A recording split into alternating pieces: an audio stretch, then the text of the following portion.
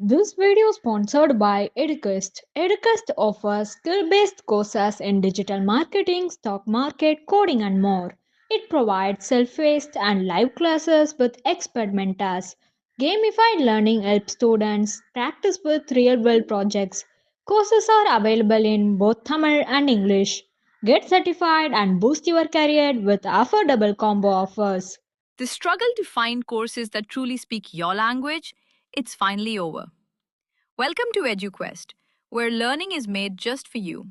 At EduQuest, we bring you a wide range of online courses, from career building programs to skill boosting masterclasses, all in your regional language. Because we believe language should never be a barrier to success. Our courses are tailor made after understanding what today's learners really need. So why wait? Start learning the smarter, simpler way only with EduQuest. Visit eduquest.courses and explore your next course today. And hey, don't miss out on our exciting offers and promotions. முடிவில் யக்ஷன், அரசனே, இறந்த சகோதரர்களில் ஒருவன் பிழைக்கக்கூடும். நீ எவனை விரும்புகின்றாயோ அவன் பிழைப்பான் என்றான். யுதிஷ்டிரன் ஒரு கணம் யோசித்தான். பிறகு ஷாமல நிறமும் தாமரை கண்களும் அகன்ற மார்பும் நீண்ட கைகளும் கொண்டு ஆச்சாமரம் போல் விழுந்து கிடக்கும் நகுலன் உயிரோடு எழுந்திருக்கட்டும் என்றான். அப்பொழுது யக்ஷன் யுதிஷ்டிரனுக்கு பிரசன்னமாகி, 10,000 யானைகளுக்கு சமமான பலம் படைத்த பீமனை விட்டுவிட்டு ஏன் நகுலனுடைய உயிரை கேட்டாய்? பீமசேனன் உனக்கு ரொம்ப பிரியம் என்றல்லவோ எல்லோரும் சொல்கிறார்கள். அர்ஜுனனுடைய சாமர்த்தியம் அல்லவோ உங்களுடைய பாதுகாப்பு.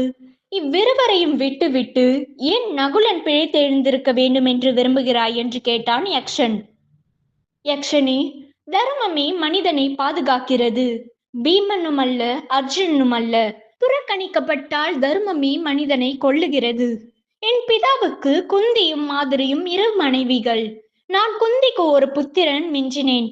மாதிரி புத்திரனும் ஒருவன் உயிருடன் இருந்தால் சமமாக இருக்கும். நகுலன் பிழைத்தெழுந்திருக்கட்டும் என்றான். மானாகவும் யக்ஷனாகவும் வந்தது தர்ம தேவதையே. தன் மகனான யுதிஷ்டிரனை நேரில் பார்த்து அவன் குணாதிசயத்தை சோதித்து மகிழ்ச்சி அடைவதற்காக வந்த தர்மதேவன் யுதிஷ்டிரனை தழுவிக்கொண்டு ஆசிர்வதித்தார். உன்னுடைய எல்லா தம்பிமார்களும் உயிர் பெற்று எழுவார்கள் என்று யக்ஷன் வரம் தந்தான்.